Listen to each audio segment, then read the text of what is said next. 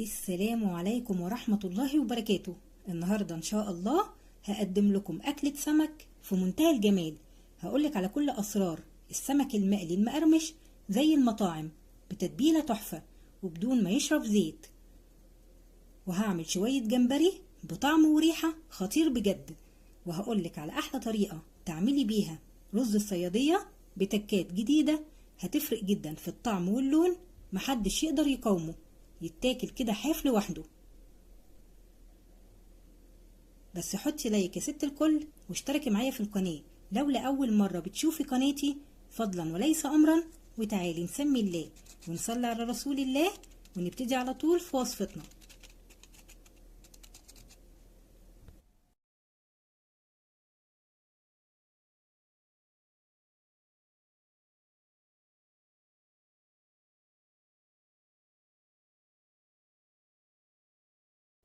أول حاجة تعالوا نعمل التتبيلة. في الكبة هفرم توم مع فلفل أخضر وأحمر وشوية كزبرة خضراء. طبعا الكمية على قد كمية السمك اللي انت هتعمليه. هفرمهم مع بعض فرمة ناعمة، وبعدين هضيف معلقة صغيرة مليانة من الكمون، الكزبرة الناشفة، البابريكا، معلقة كبيرة ملح، وعصير ليمون.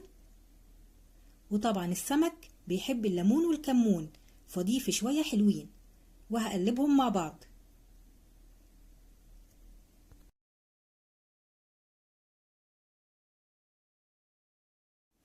ومعايا هنا سمك متنضف وشلت منه القشور والزعانف بتاعته، وقصيت شوية من الديل ومغسول كويس جدا، وهعمل له فتحات بالشكل ده. وبتبل السمك كويس جدا بالتتبيلة من البطن والراس وفي الفتحات اللي عملتها له.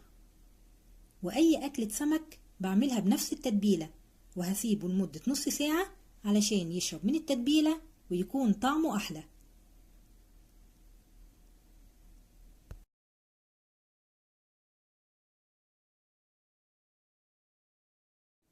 تعالوا بقى اقول لكم ازاي بنضف الجمبري بطريقة سهلة وبسيطة من غير ما افتح ظهره.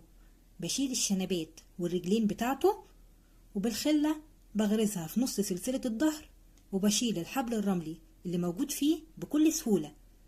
ولازم يا حبايبي نشيل الحبل الرملي اللي موجود في الجمبري، مفيش اسهل ولا ابسط من كده.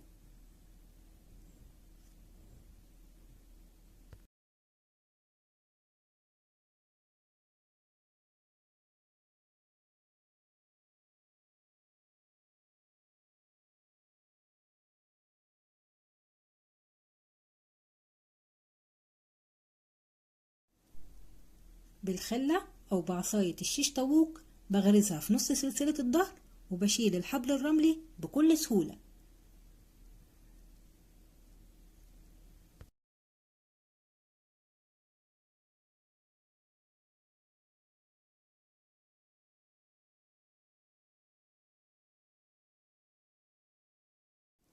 وده شكل الجمبري بعد ما نضفته وغسلته كويس جدا. هعمل دلوقتي شوية رز بتكات جديدة هتفرق جدا في الطعم واللون. في حلة على النار فيها شوية زيت، بحمر بصلة كبيرة مفرومة خشن لحد لما تاخد لون بني ذهبي.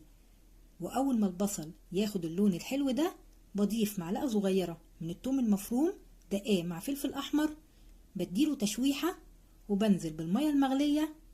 وبنزل بالمية الأول قبل الرز علشان المية تاخد كل اللون اللي موجود في البصل، فلما أضيف الرز كله يبقى واخد نفس اللون. وهضيف عود قرفة، ورق رورة، ومعلقة صغيرة صلصة طماطم، ومعلقة صغيرة من مرقة الدجاج أو مكعب مرقة دجاج، ونص معلقة صغيرة من الكمون وفلفل أسمر وملح. وبسيبه لحد لما المية تغلي،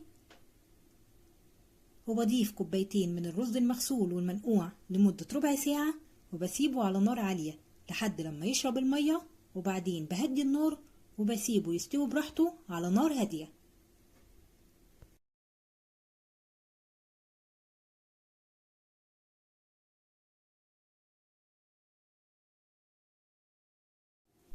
معايا هنا بتنجانة مشوية ههرسها كويس جدا بالشوكة، وهضيف عليها شوية ملح، كمون، بابريكا، كزبرة ناشفة، ومعلقة صغيرة من الثوم المفروم مع فلفل أحمر، ومعلقة صغيرة من الطحينة، وشوية زيت زيتون. هقلبهم مع بعض، وبكده عملت أحلى طبق سلطة بابا غنوج.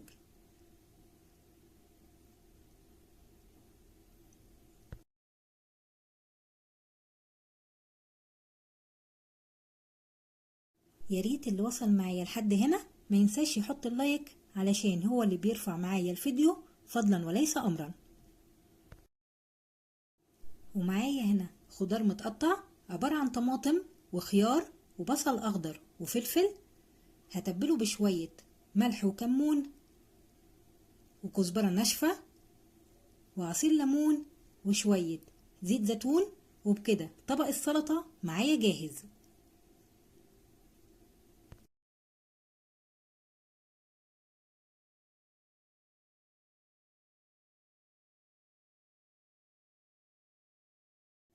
تعالوا نرجع تاني للسمك. في طبق أو صينية صغيرة هضيف فيها كوباية دقيق و3 معالق كبار نشا ومعلقة صغيرة من البابريكا والكاري.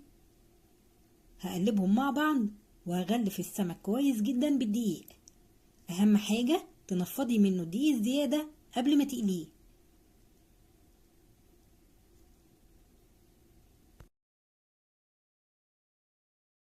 وهقليه في زيت ساخن على نار متوسطة لحد لما ياخد لون دهبي حلو، وهطلعه على مصفى، بلاش على مناديل مطبخ علشان ما يطراش معاكي.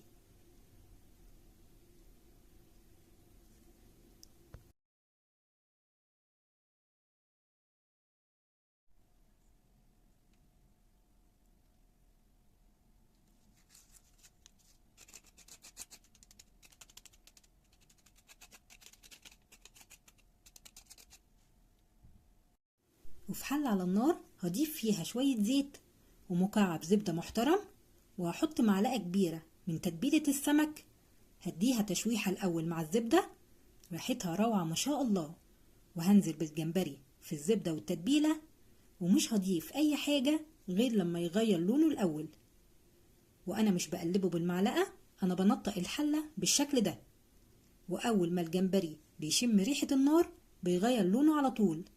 بعد كده هبدأ أضيف فلفل أخضر وجزر مبشور وبصل متقطع مكعبات، وهظبط الملح والكمون وعصير الليمون، وهغطي عليه وهسيبه على النار لمدة 5 دقايق، مش أكتر من كده، علشان الجمبري ما يجلدش معايا.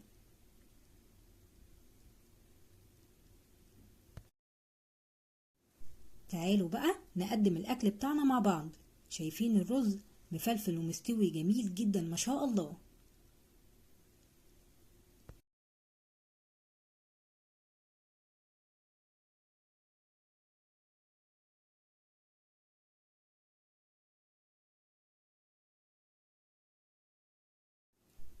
ولا الجمبري طعمه وريحته في منتهى الجمال. جربوا طريقة الجمبري دي هتعجبكم جدا بإذن الله.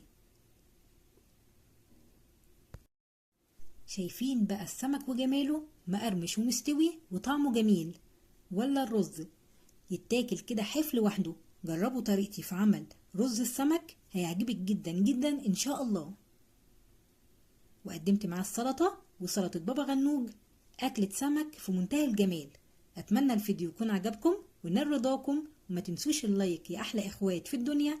واشوفكم على خير في فيديو جديد، والسلام عليكم ورحمة الله وبركاته.